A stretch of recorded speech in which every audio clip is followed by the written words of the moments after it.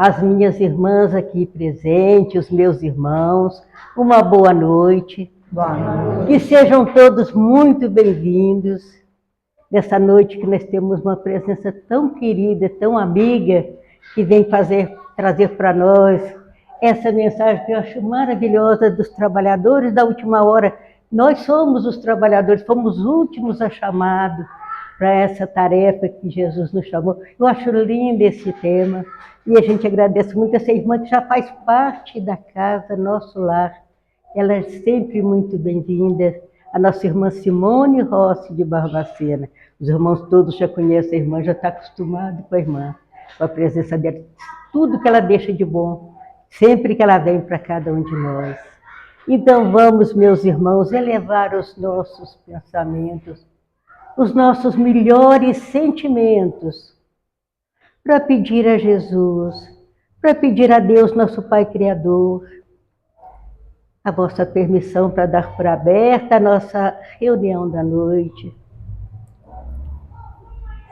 Senhor Jesus, nosso Mestre amado, nós nos pedimos nessa noite que possa derramar sobre todos nós as vossas bênçãos de amor, as vossas bênçãos de tranquilidade, de paz, de harmonia. Nossos corações estão ansiosos, recebendo toda essa vibração. Desde a hora que a gente entra nessa casa, adentramos para cá, já recebemos toda essa força. Essa é uma fortaleza muito grande, porque essa é a escola. Essa escola que Jesus nos dá, é uma escola para que a gente possa aprender dia a dia, pouco a pouco, a gente ir se tornando uma pessoa melhor. Melhor do que fomos no dia de ontem e melhor seremos no dia de amanhã. Agradecendo muito a Deus, a Jesus, né? Por esse é como um hospital essa casa, que nos cura das nossas enfermidades, né? Que nós vamos com doses homeopáticas, melhorando cada vez mais, curando as nossas imperfeições que trazemos do passado. E nos melhorando cada vez mais, né, aos poucos, para que possamos conseguir vencer as dificuldades, vencer os desafios da vida que tem para cada um de nós, com muita fé em Deus, com muita tranquilidade. Agradecendo muito ao nosso Pai pela presença querida da nossa irmã Simone Rossi de Barbacena, agradecendo aos mensageiros da casa, aos benfeitores que nos auxiliam tanto, aos nossos amigos espirituais, né, que não nos abandonam, estão sempre junto de nós. Agradecemos também pela vida, pelo nosso lar, pela nossa família. Temos tanto que te agradecer, Senhor, por tudo que de vossas mãos dadivosas derrama para cada um de nós. Então, com essa humilde prece, nós os pedimos, Senhor, com esses agradecimentos, os pedimos para que possamos dar por aberta a nossa reunião dessa noite, né? Uma noite tão abençoada, uma noite tão iluminada. Então, eu passo a palavra para a nossa irmã Simone Rossi, que é ela que vai falar para nós, ela que trouxe a mensagem da noite. A hora é sua, minha irmã, a casa é sua, o momento é seu. Muito obrigada. Fique à vontade, viu? Eu não lembro. Uma boa noite a todos. Eu agradeço de coração mesmo o convite, é sempre uma imensa alegria estar entre vocês. Eu realmente me sinto parte da casa pelo calor humano que a gente recebe quando chega. As minhas companheiras, quando eu falo dores de campo, elas, eu vou, todas, vêm todas muito animadas, porque realmente é uma casa que inspira esse amor, essa luz, e que possamos realmente, nesse amor de Jesus, refletir um pouquinho sobre esse ensinamento maravilhoso. A parábola dos últimos trabalhadores, os trabalhadores da última hora, os que chegaram por último. Muitos dizem que somos nós, os espíritas. É uma parábola muito conhecida na maioria das vezes, mas talvez um pouco compreendida. Então é muito importante a gente refletir, e assim, a gente pode pensar assim, mas essa daí eu já conheço. Mas ela vai falar exatamente como se ela estivesse passando assim, um pente fino nas nossas atividades. Então, refletir sobre esse trabalho, sobre essa parábola, é exatamente refletir para ver sobre o nosso trabalho dentro da casa espírita, sobre o nosso trabalho enquanto espírita na sociedade. Então, é muito importante refletir sobre este assunto, mesmo que por vezes a gente pense assim, eu já conheço. Porque, na verdade, conhecer e compreender são duas coisas muito diferentes. Por exemplo, conhecer. Eu posso ler muitos livros, eu posso vir aqui e citar todos os versículos da Bíblia de cor, eu posso ser uma pessoa muito instruída, mas compreender é quando eu pego aquele conhecimento, aquele ensinamento. Opa!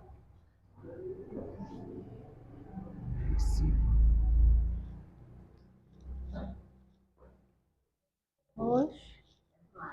É do lado. Então, peraí que o problema não está nele, não. O problema está na pessoa. Então, quando eu tenho conhecimento, mas nem sempre eu tenho a compreensão. Muitos de nós conhecemos essa passagem. Compreender é quando eu pego a mensagem que o Senhor nos trouxe e posso realmente aplicá-la na minha vida. Por exemplo, um aluno, ele vai para a escola, ele estuda. A partir do momento que ele estuda só para passar de ano, ele não compreendeu aquele ensino. Mas se ele utiliza daquele ensinamento para o seu dia a dia no futuro, ele realmente toma posse daquele conhecimento. Então, compreender é tomar posse daquilo que foi ensinado. Sou eu, depois de sair daqui, realmente ter esta passagem bem dentro do meu coração, para que eu realmente possa ser essa luz divina que Jesus tanto nos fala, que nós somos luzes a iluminar os caminhos. Mesmo que por vezes nos sintamos um pirilampo, um vagalumezinho na escuridão do mundo. Mas olha que diferença faz um vagalume no meio de uma noite escura. A passagem, acho que eu não preciso ler, ela está no Evangelho de Mateus, no capítulo 20, mas só para a gente recordar um pouquinho, ela fala de um senhor da vinha, que vinha, precisava de funcionários, ele passa pelo caminho e a cada hora ele vai chamando funcionários para trabalharem na sua vinha. Os primeiros são acordados com ele um denário, que era o valor do salário do dia, para o trabalho daquela missão, ao que eles aceitam, ficam muito satisfeitos e vão trabalhar. Ao longo do dia, o Senhor vai passando pelo caminho e convidando mais e mais trabalhadores para trabalharem na vinha com ele. No final do dia, ele faz a lista, faz uma fila e começa a fazer os pagamentos. Só que ele começa pelos que chegaram por último. Dão a estes um denário. Os que chegaram primeiro pensam, bom, se os que chegaram por último estão ganhando um denário, eu também vou ganhar um denário. Aí o que acontece? Quando chega a vez deles, eles recebem o que foi acordado, um denário.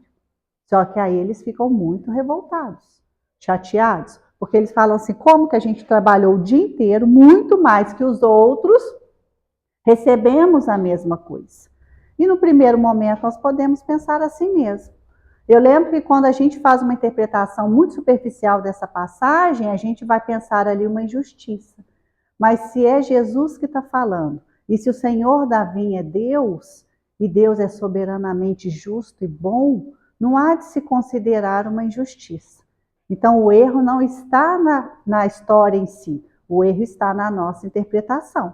E Jesus falava por parábolas, porque, como crianças espirituais que éramos há 2000 anos atrás, ele queria que ao longo da nossa vida e das nossas reencarnações, nós fôssemos ouvindo a mesma história, porém compreendendo diferente. Quando você conta para a criança a história do Pinóquio, ela tem tempo ali de elaborar os personagens, por isso que contar histórias é muito importante. E os judeus faziam isso e fazem muito bem. Eles utilizam de símbolos para explicar algumas coisas mais profundas, mas que aquele serzinho na sua infância ainda não é capaz de absorver. Então, com o tempo, você vai ouvindo a mesma história e você vai tendo uma releitura diferente, porque nós também já seremos um pouco mais evoluídos, mais instruídos. E isso vai acontecer ao longo da história, tanto com as histórias que nos foram contadas, quando a gente pega um livro.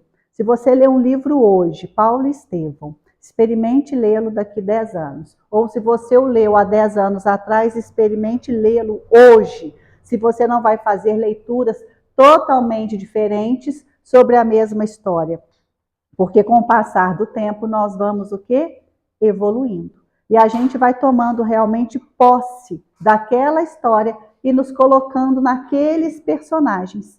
Então Jesus se utilizava muito da parábola justamente por isso, para que a gente fosse ao longo dos tempos assimilando melhor aquela história, nos elaborando melhor os personagens e nos identificando com um ou com o outro. E com o advento do Espiritismo, as chaves que o Espiritismo nos traz, da lei de ação e reação, causa e efeito, da reencarnação, da pluralidade dos mundos habitados, a gente vai tendo ainda mais profundidade quando a gente faz uma leitura de uma parábola de Jesus. Quando a gente utiliza dessas chaves do Espiritismo, a gente começa a ampliar cada vez mais o nosso entendimento. E isso, mesmo que a gente hoje fale bastante, que a gente vai falar muito, ainda não se esgota a capacidade de expansão de entendimento das passagens, principalmente dessa. E nós começamos entendendo um pouquinho de cada situação, de cada palavra do contexto dessa história, a gente traz aqui a vinha. E ali o desenho que está no Livro dos Espíritos, logo em Prolegômenos, que é tipo uma síntese, aonde Kardec foi convidado a colocar, os espíritos falam com ele, coloca em Prolegômenos essa cepa que a gente desenhou para você, o desenho da cepa, da videira, que a gente desenhou para você. Porque quando os sábios judeus queriam falar para as pessoas comuns, eles utilizavam dos símbolos do dia a dia, das coisas materiais, para ensinar sobre as coisas espirituais.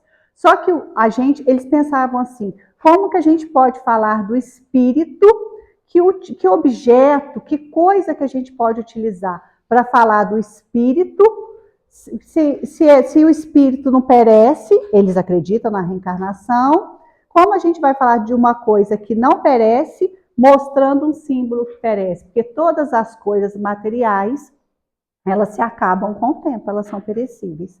Aí eles lembraram da uva, do vinho, da videira, e a gente sabe que o vinho, quanto mais velho, melhor. Com o tempo, ele vai ficando cada vez melhor. E assim também somos nós, enquanto espírito. Então, todas as vezes que a gente vê na Bíblia, nas passagens de Jesus, o exemplo da videira, o exemplo do vinho, é ele falando das nossas questões espirituais.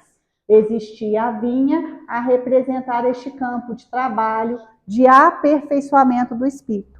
Então, quando o senhor da vinha sai e convida ao trabalho na vinha, essa vinha, gente, é um convite para trabalhar o nosso interior. Primeiro ponto que a gente tem que guardar. Eu não estou sendo convidada a trabalhar para o lado externo, a trabalhar com as pessoas do meu dia a dia. Essas pessoas do meu dia a dia vão ser instrumentos, mas o trabalho primordial que nós devemos desenvolver é o nosso trabalho do coração. É a nossa transformação moral. A gente vai se utilizar do outro, a gente vai se utilizar do ambiente onde nós estamos colocados, inseridos, no nosso caso, o meio espírita, a casa espírita, os nossos amigos, os nossos familiares, o nosso ambiente de trabalho, mas tudo isso só tem valor se eu trabalhar o meu interior. A outra questão que a gente pode observar são as horas. A gente vai observar que o administrador, ele chama na primeira hora, que são 6 horas da manhã, depois a 9ª hora, depois ele chama ao meio-dia, às 15 horas e às 17 horas. Então, as horas, a gente pode, com as chaves do Espiritismo, entender que pode ser os períodos de uma mesma encarnação, Ou seja, Jesus está nos convidando para trabalharmos o nosso mundo interior e habitar e realmente edificar esse reino de Deus dentro da mesma encarnação, ou seja, do dia que eu nasci até hoje, quantos convites o Senhor já me fez de mudança íntima, de trabalho interior. Nós podemos também pensar nas múltiplas reencarnações. Se eu sou um espírito viajante no tempo e no espaço, eu posso entender que a primeira hora eu fui chamado lá atrás. Às vezes, muitos de nós já estivemos com Cristo diretamente. Às vezes, passamos por Ele e não o entendemos. Então, nós já fomos chamados muitas vezes. E nós também podemos entender que é o período de evolução dos planetas. Como os planetas vão evoluindo, a gente pode entender também que nós, nessa evolução do mundo primitivo, do mundo de provas e expiações, com o mundo de regeneração batendo a nossa porta, pode ser também o convite. Aí nós nos encaixamos muito e perfeitamente, porque nós estamos neste mundo de transição, exatamente neste momento. Então, se a gente pode agora observar se nós somos hoje os trabalhadores da última hora, porque nós estamos exatamente nesse período de transição de um mundo de regeneração, nós também podemos nos considerar os trabalhadores da primeira hora, porque o mundo de regeneração está ali. Todos nós sabemos que ele está muito próximo.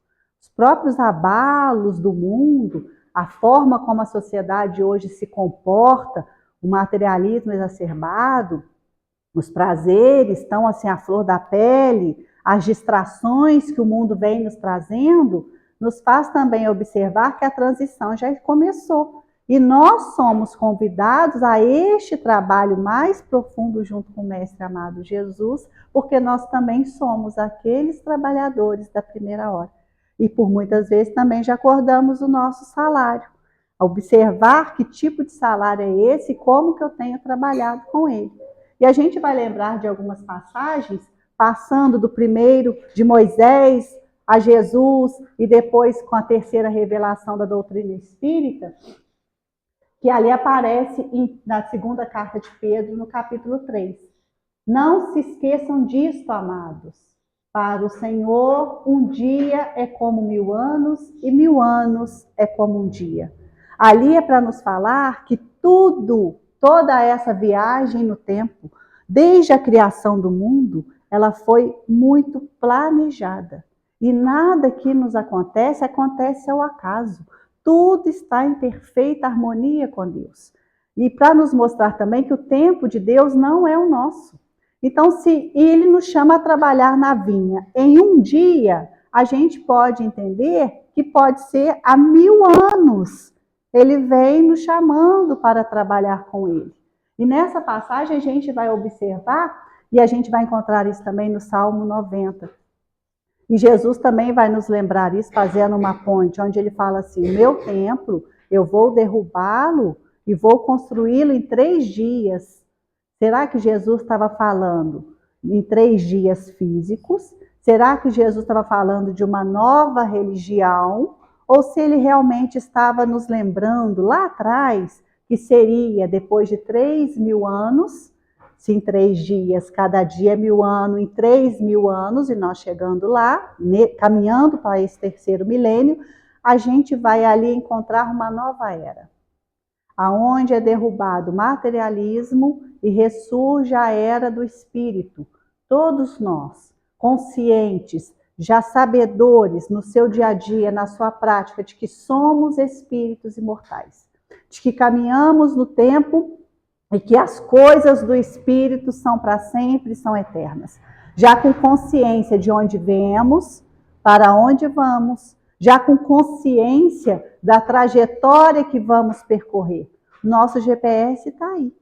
Jesus mostra exatamente de onde viemos e para onde vamos. Por quê? Ele é o nosso ponto final. Então, quando você coloca lá no GPS, localiza aí a minha viagem, e ele já dá para você, quando você dá o zoom ali na tela, todo o caminho, esse é Jesus.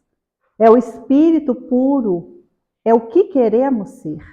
Para nós, né, para a gente que é assim, discípulo, A nossa meta principal é justamente nos aproximarmos do nosso mestre. Então, se essa é se essa é a nossa meta, se esse é o nosso objetivo, nós já temos um pouquinho de consciência, pelo menos a maioria de nós, da nossa destinação, que é sermos espíritos puros. Como? Como Jesus é. Então, o que a gente já sabe nesse tempo? Como que a gente vai trabalhando e nos desenvolvendo. E o mais importante do que as horas ou do que o período em que eu sou chamado, se eu fui chamado na primeira hora, na segunda, será que eu estou atento ao meu chamado? É exatamente o chamado. Será que eu estou atento ao chamado de Jesus? Ele ali vai falar para nós, as minhas ovelhas reconhecem a minha voz. E isso era muito comum porque os judeus sabiam que podia ter várias pessoas no meio das ovelhas, mas se o pastor chamasse, todas viriam até ele. Então, o mais difícil para nós, ou o ponto principal do nosso estudo de hoje é: temos observado esse chamado? A gente realmente, ainda dentro de uma casa espírita, como que a gente espera esse chamado de Jesus? Será que eu já reconheço a voz de Jesus no meu dia a dia, me convidando às vezes para atuar num campo que eu não gostaria tanto? Dentro da minha casa, com os meus familiares? Ou será que eu ainda espero, como trabalhador espírita, um e-mail falando assim: vem aqui, nós estamos precisando de um passista, vem aqui trabalhar conosco essa noite. Será que a gente ainda precisa de chamados formais para trabalhar no campo do Senhor?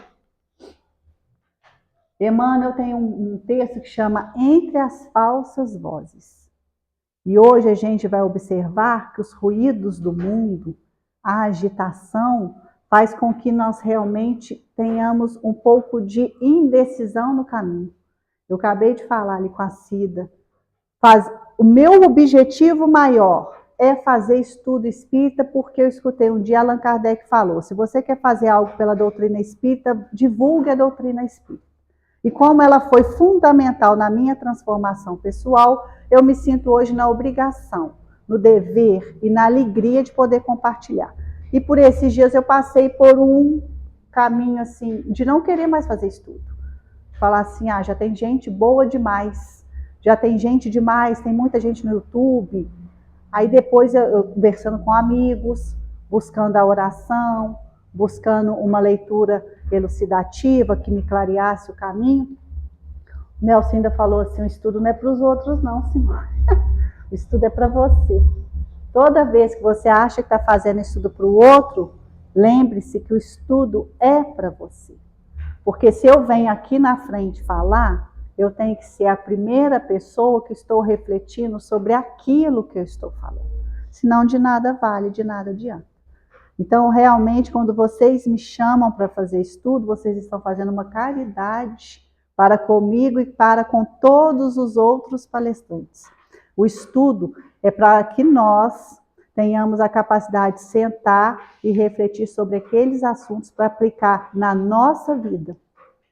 Se vocês se beneficiarem com ele, aí já é mérito de Deus, mas o objetivo principal realmente é para nós. Aí falou: agora você entendeu? Continua, segue adiante. E a gente vai observando esses ruídos do mundo, as falsas vozes. Será que realmente não é alguém querendo te tirar do caminho? Aí eu busquei um livro de Joana de Ângeles que se chama Luz nas Trevas. E ela falava das influências espirituais. E lá, exatamente, quando você está no bom caminho, quando você está realmente decidido, e nada vai te tirar daquele caminho, porque você sabe que é aquilo ali, você tem certeza dentro do seu coração que é aquilo ali que você quer fazer, começa a vir aquelas falsas vozes que falam: será?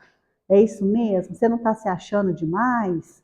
Então é para a gente realmente continuar refletindo e nunca perder de vista o nosso alvo, que é Jesus. E que jamais, acredito eu, que jamais isso passou pela cabeça dele. Não vou vir, ninguém vai me ouvir mesmo, então eu vou embora. Ninguém vai me escutar, ninguém vai me entender. O objetivo realmente não é esse. É fazer o nosso trabalho da melhor forma possível. Então a gente vai encontrar aquelas vozes que vão falar: não perdoe, não releve, revolte-se, aproveite a vida. E nessas mesmas vozes vai ter Jesus que fala: misericórdia eu quero, sacrifício não.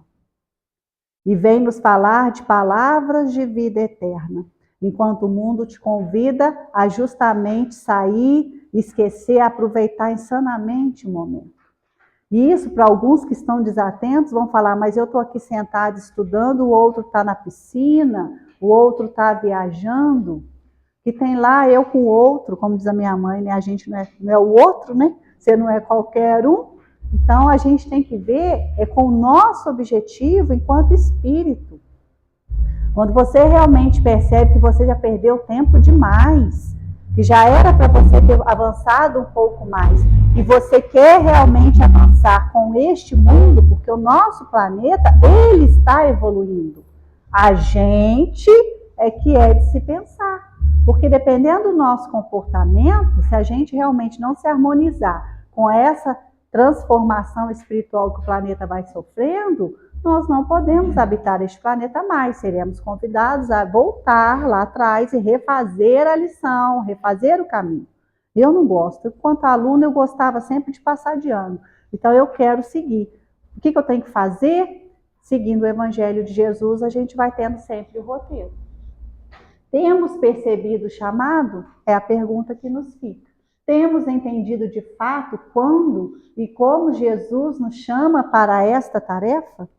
Então vem ali, ó, é preciso disciplina, trabalho interior de autocontrole para saber qual voz atender e qual voz dissipar. Ali eu vou lembrar, hoje conversando com um professor meu na academia, ele falou que ele é católico, fervoroso. Ele falou que tem um santo que chama Santo do Cotidiano. Nunca ouvi falar. É o santo do dia a dia. Eu achei bonitinho, porque ele falou assim, que ele é o santo que ele mais admira. Eu falei assim, nunca ouvi. Ele falou, é o santo que faz você ver nas coisas do dia a dia a santidade. Aí eu achei tão bonitinho que eu falei assim, tem muito a ver com nossa coisa. Porque a gente acha que para a gente realmente ser um espírito puro, um espírito mais elevado, temos que fazer grandes coisas. E às vezes o chamado de Jesus para você seria às vezes fazer um almoço com muito carinho para sua família. Às vezes seria dar uma aula com extremo amor e carinho para os seus alunos. Às vezes é vir para a casa espírita quando ninguém está aqui olhando e limpar e varrer o chão. Então, observar que o chamado de Jesus não é uma coisa assim absurda como foi com Paulo de Tarso. A cada um de nós uma missão. Mas se eu não for fiel no pouco, eu não serei no muito. Se eu não consigo servir Jesus hoje nas coisas do dia a dia, do cotidiano, do meu, às vezes, cansativa. As donas de casa vão me entender. Você limpa o banheiro e sai. Quando você volta, o banheiro está sujo. Aí você tem vontade de morar sozinha. Mas aí a doutrina espírita fala, mas sozinho você não cresce, você precisa do outro. Então, será que a gente realmente percebe o chamado de Jesus nas poucas e pequenas coisas? Quando eu ligo a televisão, às vezes, ou quando eu passo pelo caminho ali, alguém está assistindo, e me vem aquele noticiário de um crime hediondo. Como eu me posiciono? Será que eu julgo aquele meu irmão? Será que eu realmente começo a pensar na pena de morte? Será que eu realmente plasmo o meu pensamento para unir com o pensamento da maioria das pessoas do mundo? Ou como discípula de Deus que eu me coloco a ser, e já conhecendo a lei de causa e efeito, a lei de ação e reação, eu vou realmente ali pensar naquela família, naquele homem, naquela pessoa, naqueles envolvidos e pelo menos fazer uma oração. Esse é o chamado de Jesus. É nas pequenas coisas, é ser santo no nosso cotidiano, no nosso dia a dia.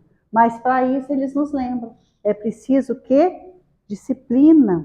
O que é disciplina às vezes? É fazer o que você não quer, mas que é necessário. Que o seu dever, a sua moral já fala, isso é o que é mais importante. Ter ali trabalho interior de autocontrole, para não reclamar quando encontrar o banheiro sujo. pegar o paninho e falar, seja louvado, meu Senhor, e limpar de novo. Quantas vezes forem necessárias. Ali eu estou trabalhando o meu autocontrole, o meu amor, a minha paciência, para que quando eu realmente ser convidada a trabalhos maiores, porque é isso que vai acontecer conosco.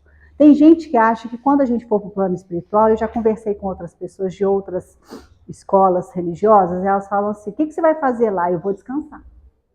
Eu vou lá, eu vou descansar, porque eu sou uma pessoa boa, eu vou ficar lá descansando. Eu falei, mas descansando, parado? Não, eu vou ficar intercedendo pelos meus. Ele acha que vai ficar só em oração pelos dele. A doutrina espírita vem e acaba com isso. Aí quando eu falei com ele que não, que a gente continua trabalhando, a pessoa quase que caiu dura. Não é o trabalho que a gente está acostumado.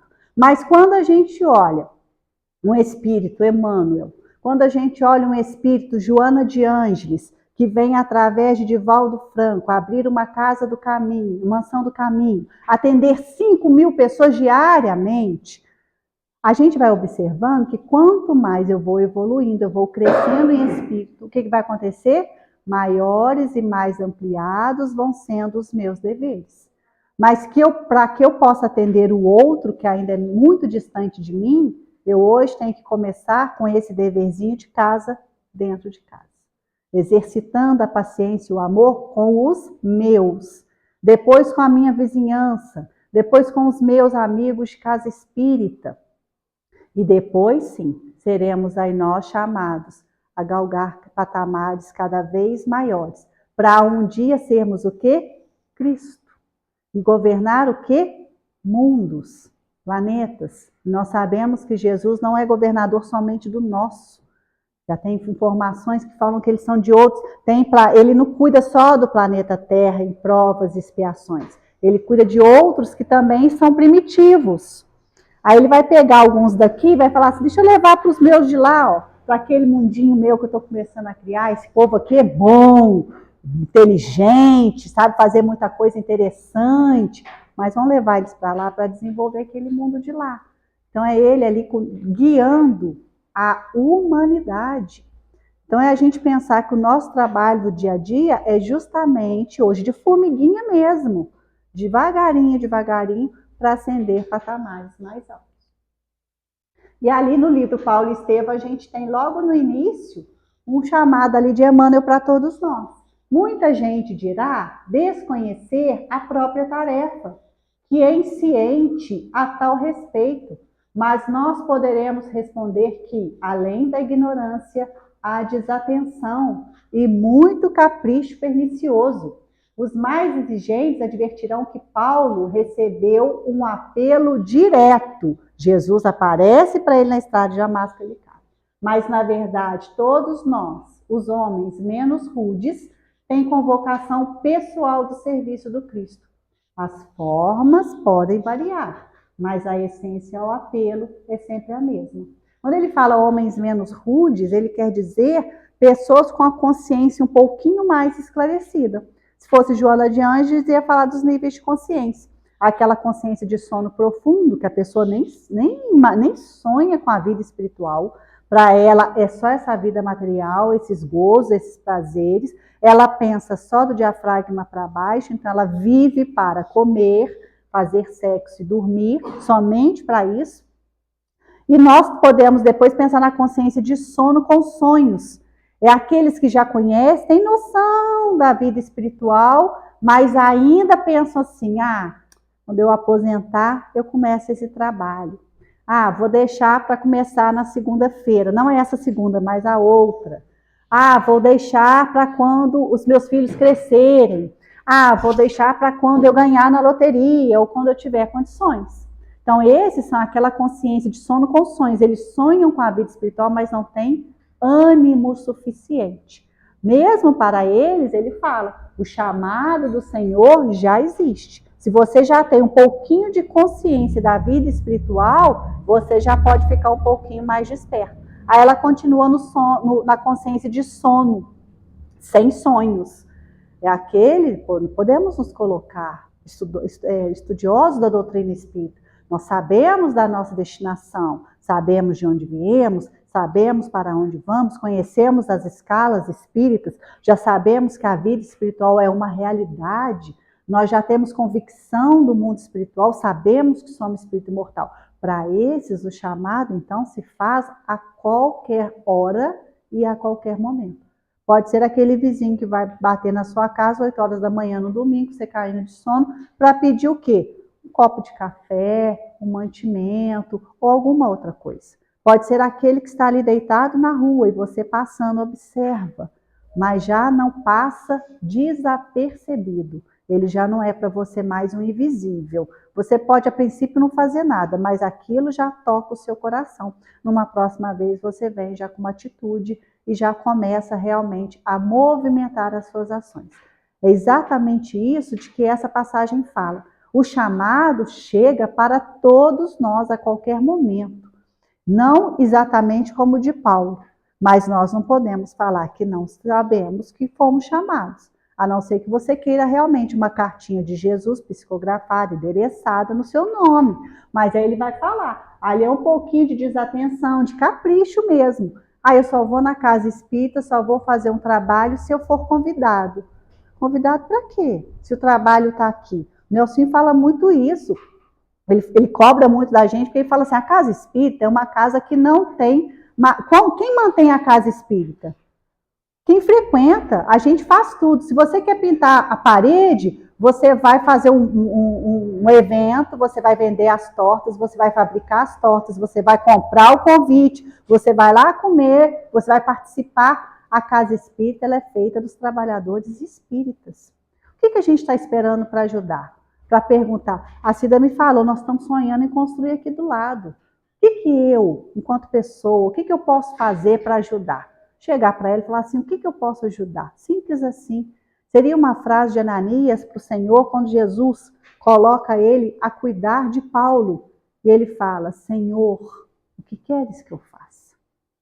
Essa seria a nossa posição mais certa. Não é perguntar o que você quer, quanto tempo vai demorar, quanto eu vou gastar com isso, será que vai demorar muito? Não. Senhor, o que queres que eu faça? Mas para isso nós vamos entender que ele fala para Pedro, ó, Senhor, eu quero trabalhar aqui.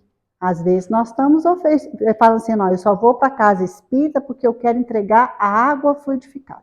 Não, eu só trabalho se for no passe. Não, eu só trabalho se for ali. Aí eles vêm e me chamam para fazer um outro trabalho. Não, esse trabalho eu não faço. Aí ele fala, Jesus fala com Pedro, Pedro, te levarei aonde não queres ir, mas onde precisas estar. Para nos falar que nós estamos exatamente no local em que nós precisamos estar. Se nós formos olhar, Pedro seria a pessoa menos indicada para trabalhar na casa do caminho. Ele era o mais impaciente, ele era o mais impetuoso, o mais agitado, o mais rude, ali, o mais grosseiro. E ele foi convidado a seguir adiante com Jesus, desenvolvendo a casa do caminho, criando a casa do caminho. Dá para pensar para nós, será que eu realmente aceito o lugar onde eu estou? A família em que eu estou? Será que eu já realmente me acomodo no local onde Jesus me colocou, para que eu realmente possa trabalhar ali o meu espírito nas boas obras com as pessoas que estão ao meu lado? Será que eu consigo realmente ser uma pessoa melhor aonde eu estou inserido? No meu trabalho? Na sociedade? Não é somente na casa espírita. Então, isso faz a gente refletir se eu realmente não escolho lugares para ser uma pessoa melhor. Ou se eu realmente consigo atuar aonde Deus me colocou. Não me falta convite. Quando você começa a trabalhar, outro dia chegou tanto convite, aí eu falei assim, gente, eu vou ter que olhar na minha agenda. Achei até muito chique. Eu vou ter que olhar na agenda, porque está chegando convite e o meu objetivo é não recusar. Mas não posso atropelar um trabalho em função do outro. Mas aí eu brinquei com a Melissa, eu falei, Melissa, ela falou assim, quando o trabalhador está pronto, o serviço aparece. Então se coloque pronto, fale, Senhor, eu estou aqui. O que queres que eu faça? Que o serviço com certeza vai aparecer, que seja da evangelização, que seja no seu dia a dia, ajudando um amigo, falando, aconselhando as pessoas, às vezes, muito perdidas no mundo. Aí, Emmanuel traz para nós, num texto chamado Chamamentos. A voz do mestre vibra no santuário doméstico, na oficina em que te confias a conquista do pão, no templo da fé religiosa, na via pública. Fala-te de 1000 modos diferentes nos amigos, nos parentes, nos companheiros. Levanta-te cada manhã e prepara a acústica da própria alma, a fim de lhe registrares as sugestões. E como que a gente pode realmente entender esse chamamento do Cristo? Criando uma intimidade com Ele. Como que nós criamos essa intimidade? No estudo do Evangelho. Estudo diário mesmo, uma leitura, para realmente podermos ali absorver, termos um norte, realmente não perdermos no mundo o ponto-alvo. E a gente, quando fala em estudo, a gente pode entender assistir uma aula e a outra diferença, estudar. O que nós estamos fazendo aqui, uma atividade que é coletiva e passiva. A gente está assistindo um estudo, uma palestra, a gente está refletindo, está absorvendo. Estudar é diferente. Estudar é quando eu vou para minha casa, reflito sobre tudo aquilo que eu absorvi hoje, pelo menos hoje, antes que eu esqueça, porque a gente tem as linhas do aprendizado, daqui 20 minutos vocês esquecem muita coisa do que eu já falei, do que foi falado aqui hoje. Então a gente realmente busca entender um pouquinho a mensagem principal do que foi falado e, compreendendo, produzir. O aluno, quando ele vai para a escola de manhã, ele vai assistir aula. À tarde é que ele vai estudar, porque o estudo ele é solitário, ele é ativo, mas ele é solitário. Então, quando a gente se propõe a realmente estudar o Evangelho, é muito importante que a gente se reúna para refletir. Mas o mais importante é eu realmente ver se nas minhas ações, nas minhas palavras, nos meus pensamentos, eu já consigo colocar aquele aprendizado em prática. Um outro instrumento que nós temos, a oração. Essa luz que clareia o nosso caminho da ignorância, clareia realmente o nosso caminho de ilusão, para que nós realmente não nos percamos nessas falsas vozes. E no serviço ao bem, onde Jesus fala, quem me procura no serviço ao semelhante, mais cedo me encontra. Então, se eu realmente quero estar todos os dias com o Senhor, que eu o busque no outro. Esse outro, o meu mais próximo, qualquer que seja ele. E a gente pode, encaminhando um pouquinho mais à frente, pensar na injustiça do pagamento. Os que chegaram primeiro receberam um denário. Os que chegaram por último trabalharam somente 1 hora, 1 denário. Nesse momento, se a gente realmente ainda se incomoda com essa situação, a gente pode começar a observar que tem um bichinho que está corroendo o nosso coração, que se chama inveja. O dinheiro era de quem? Do Senhor. O que ele acordou comigo? Um denário. Se ele me pagou um denário, não tem problema se ele vai pagar para o outro 1, 2, 3. O dinheiro era dele. E no final Jesus fala, mas vocês se incomodam com o que eu faço das minhas coisas? Aí a gente observando a inveja aqui, a gente vai entender, sabe quando a pessoa compra um carro? Ela sonha muito com o carro dos sonhos. Aí ela chega na garagem com aquele carro zero maravilhoso, põe o carro lá. Passa-se 2 dias, o vizinho chega com um carro igualzinho. Aí ele já não gosta muito, né? Ele fala assim, bom, era para ser só meu. Aí o vizinho ainda fala que pagou menos ainda pelo carro. Ele olha para o carro dele e perde toda a graça. Ele já não olha mais com aquele amor, com aquele carinho que ele tinha. Por quê? Isso é inveja. A inveja, gente, porque quando você vê alguém muito bem de vida e você fala assim, eu queria ser assim, isso não é inveja. Isso é alvo, isso é caminho, isso é interessante. A gente tem que estar aqui no mundo para evoluir, para crescer financeiramente, materialmente também, principalmente espiritualmente. Mas, a inveja é quando você tem, mas você não permite que o outro tenha. É quando só você pode ter. E nesse caso, essa parábola fala muito disso. Para quem quer aprofundar um pouquinho nisso, tem um estudo da Anete Guimarães, chama Anete Guimarães, Os Trabalhadores da Última Hora, ela vai ali discursar cientificamente esse bichinho da inveja. e ele é tratado hoje como uma doença e pode ser realmente tratado, ele é reconhecido como uma doença, pode ser tratado, para que a gente realmente trabalhe o nosso mundo íntimo.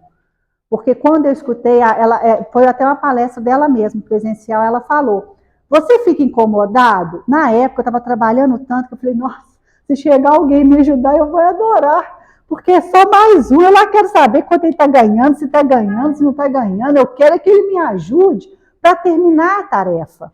Se a gente for olhar, o administrador, ele chama as pessoas no início do dia para irem trabalhando, mas a tarefa não terminava, por isso que ele foi chamando mais pessoas. Mas ali também, se a gente não tirar essa questão do lado material e levar para o lado espiritual, a gente fica ainda nesses sentimentos muito mundanos, que é o da inveja. Mas se a gente eleva um pouquinho o nível e entende o que Jesus queria falar sobre isso, ele vai falar que o trabalho dele não é da quantidade. O trabalho do mestre é da qualidade, ou seja, qual intenção você coloca no trabalho. Não importa se você é espírita desde o berço, ou se você chegou na casa espírita há 5 anos atrás. Importa o quanto por dentro você já se modificou. E ali nós temos uma historinha lá, quantidade não é qualidade, meu amigo. A gente pode comer muito, estar muito mal alimentado, ter muita informação e estar mal informado. Então, para que a gente possa realmente, quando nos colocarmos a serviço do trabalho do mestre, lembrarmos de colocar intenção, não quantidade. Aí a gente vai lembrar aqui do nosso irmão Jacob, que era um trabalhador muito atuante, ele retorna porque era um acordo que ele tinha com os amigos, que ao retornar à pátria espiritual ele voltaria para falar como que as coisas se dão do lado de lá, que é no livro Voltei. Ele coloca para nós um livrinho muito curto, quem não teve a oportunidade de ler, leia depois, muito interessante. Ele era uma pessoa dentro do campo espírita fabulosa. Ele era membro da Federação Espírita Brasileira, atuou nas reuniões mediúnicas, doutrinou muitos espíritos, era grande divulgador dos livros e das obras espíritas, mas quando ele retorna ao mundo espiritual, ele retorna com uma luz muito opaca. Ele fica muito envergonhado perto de Bezerra de Menezes, de Bittencourt Sampaio, porque ele vai observar que pouco ele trabalhou na vinha. Ele trabalhou muito no campo da ação, pouco no campo do espírito. E Emmanuel, no livro Pensamento e Vida, ele vai falar exatamente isso. Ó, não vale, contudo, agir por agir.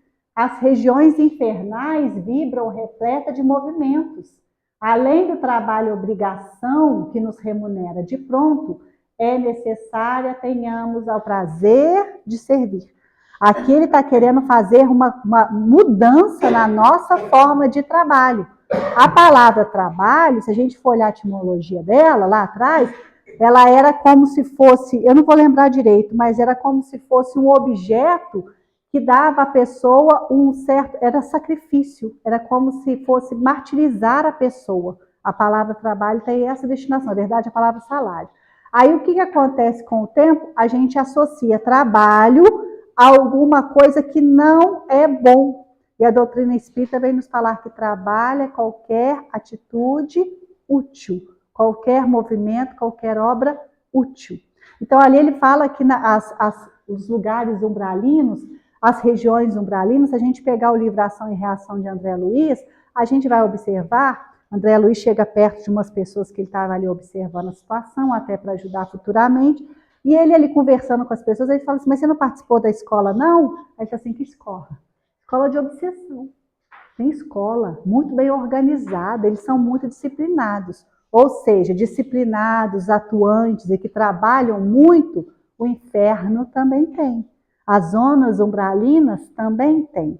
Para nós não fica só o trabalho muito, o muito trabalho. Ah, eu trabalho demais. Com que espírito você trabalha? Com que espírito você vem para a casa espírita? Ah, eu tenho que ir lá dar uma palestra. Ah, não queria não, mas vou. Ah, eu tenho que ir lá dar o passe. Hoje é o meu dia lá, estou escalada. Ah, o dia não está bom, mas eu tenho que ir. Vem com aquele desânimo, com a má vontade, Ou você percebe que este trabalho, na verdade, não é para os outros, mas é para o seu aperfeiçoamento, para o seu melhoramento? Aí ele fala da distinção de trabalho-ação, trabalho-serviço. O trabalho-ação transforma o ambiente. Importante? Importantíssimo. Porque sem ele a gente não tem a estrutura física da casa espírita, a gente não tem a conta de água paga, de luz paga, né? A gente não pode utilizar esse espaço. Mas o mais importante, o trabalho-serviço. Este transforma o homem. Só com esse trabalho abnegado é que nós vamos conseguir realmente ter luz interior para voltarmos ao plano espiritual. Lá no plano espiritual, eles não vão perguntar quantas palestras você deu, quantos passes você deu, quantas pessoas você atendeu. Eles vão observar o quanto este trabalho te modificou no seu íntimo. E o trabalho, a ação, ele transforma somente o ambiente. Aí ele fala, tem um texto também de Emmanuel que chama salário abnegação. O trabalho comum na terra, ele é recompensado pela moeda. É este trabalho que as pessoas estão acostumadas. Quando você chama a pessoa para fazer trabalho voluntário, ela fala, Deus me livre. Eu tive um professor que falou assim, trabalho voluntário, o que é isso? Jamais eu trabalharia de graça. Porque ele só entende como trabalho aquele que é remunerado pela moeda do homem. Exprimir-se por honorários. O trabalho extra a que somos chamados é o trabalho no reino do Espírito. É pão em recursos de ascensão para a alma. O trabalho ordinário, aquele de todo dia, conduz o servidor ao domínio horizontal do meio em que vive, ou seja, ele vai progredir. Se ele trabalhar muito, ele vai ter casa, vai ter carro, vai ter muitos bens materiais. O trabalho extraordinário eleva-o em sentido vertical às esferas superiores. É a esse trabalho que somos chamados, ou seja, um pouquinho mais. Se chamar para você andar 1 milha, ande 2. Se te pedir um pão, dê um pão e um agasalho. Se te pedir um abraço, dê um abraço e um sorriso. Ou seja, um pouquinho mais. E principalmente, sem pensar em retorno. Porque se você pensa na recompensa, você já teve seu salário. Aí nós vamos entender a revolta dos primeiros trabalhadores. Porque os primeiros trabalhadores estavam trabalhando pelo salário. Eles esqueceram que o mais importante eles já tinham, que era o quê? Mais tempo com Jesus. Se você agora já acorda, você já caminha com Jesus hoje, nesse exato momento. Então, mais tempo com Jesus você tem. Aí lá na frente você encontra um amigo, uma pessoa ainda, né, inconsciente, ainda não tão desperta, você vai observar, Jesus o espera. Mas quem ganha mais? O trabalhador da primeira hora ou o trabalhador da última hora? O da primeira. Porque ele, com certeza, trabalhou mais tempo na vinha, mais tempo com Jesus. Este é realmente o valor desse monetário.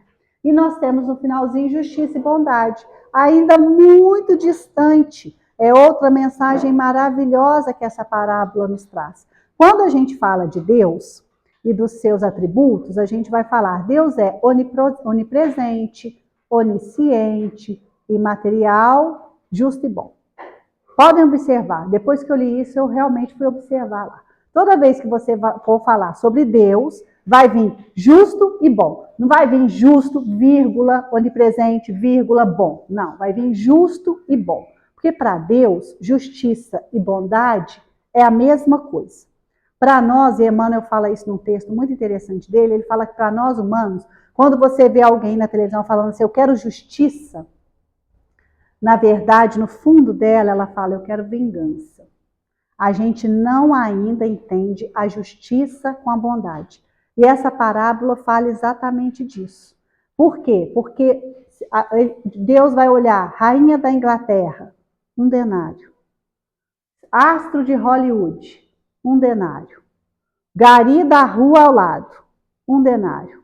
Faxineira que veio e limpou hoje a minha casa, 1 denário.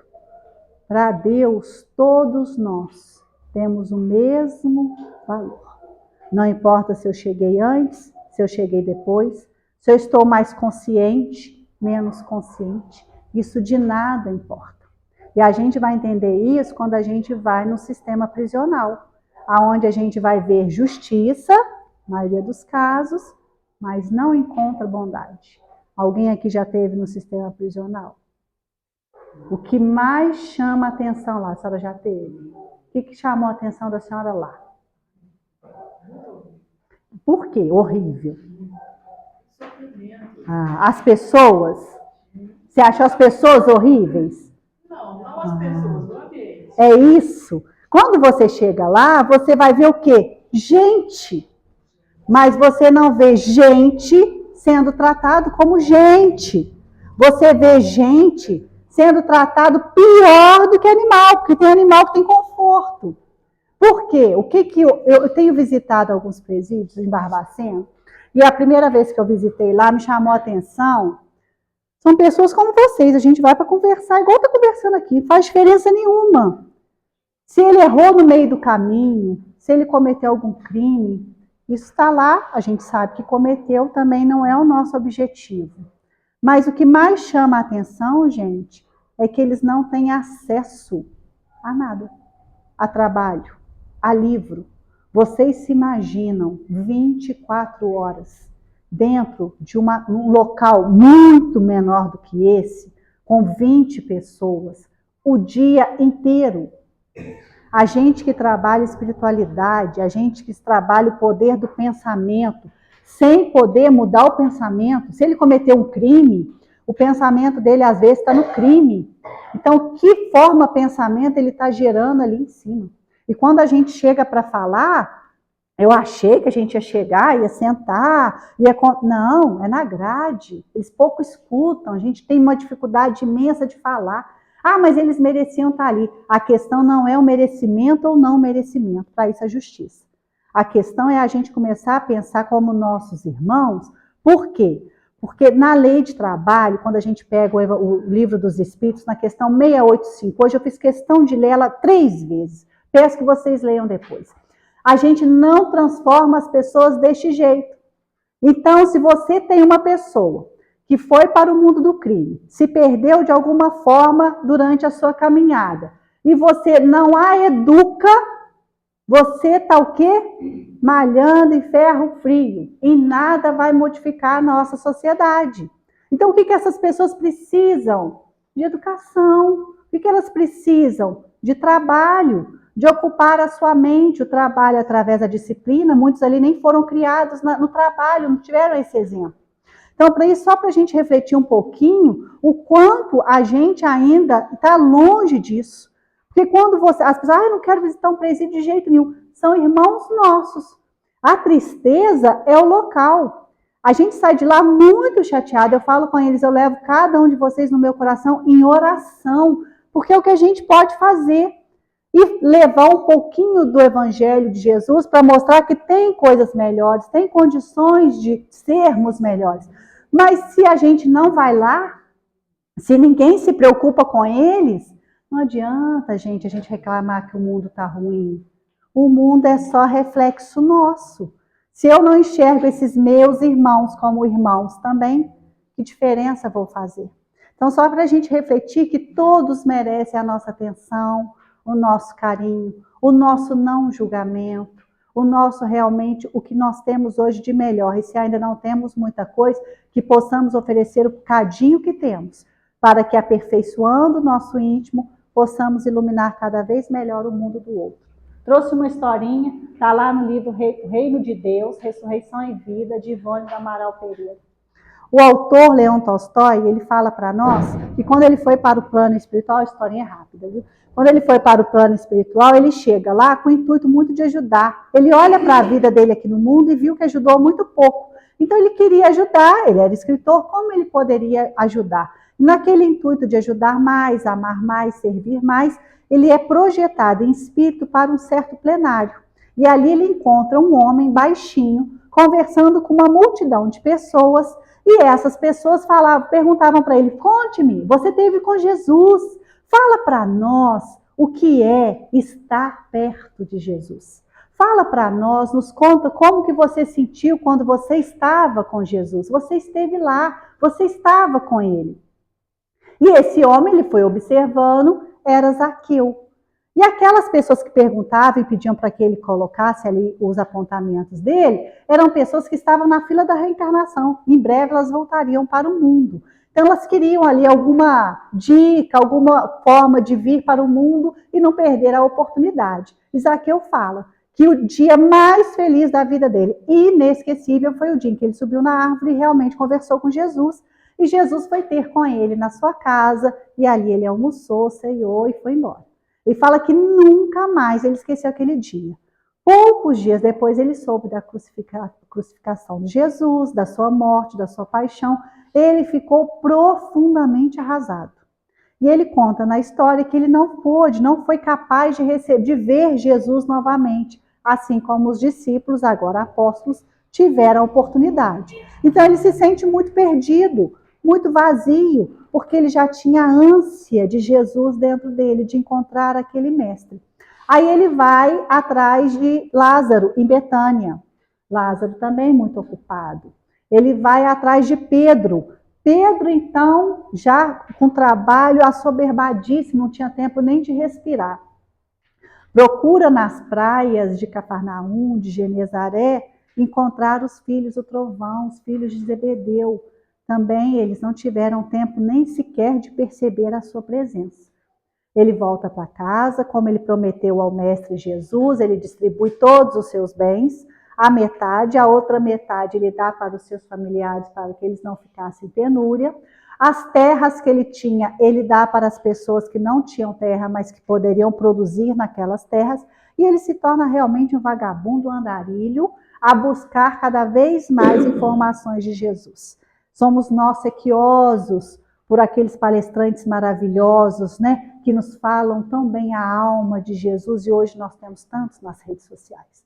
Aí ele fala que avançando um pouquinho mais, ele começa realmente a trabalhar com pequenas coisas para a sua subsistência, e ele encontra, certa vez, ele escuta falar que um tal de Saulo, na verdade, que era um fariseu, que tinha realmente se tornado cristão, e ali começou a pregar. E era exatamente esse Saulo que tinha matado o nosso querido Estevão. Aí ele fala que foi procurar Saulo, que depois tinha se tornado Paulo. E quando ele encontra Saulo, ele fala ali das suas dores, da sua vontade realmente de encontrar Jesus. O que ele poderia fazer para que aquela dor, daquela saudade fosse diminuída. E Paulo fala para ele, não te limites à adoração inativa, que poderá cristalizar-se em fanatismo. A doutrina de Jesus é afanosa por excelência.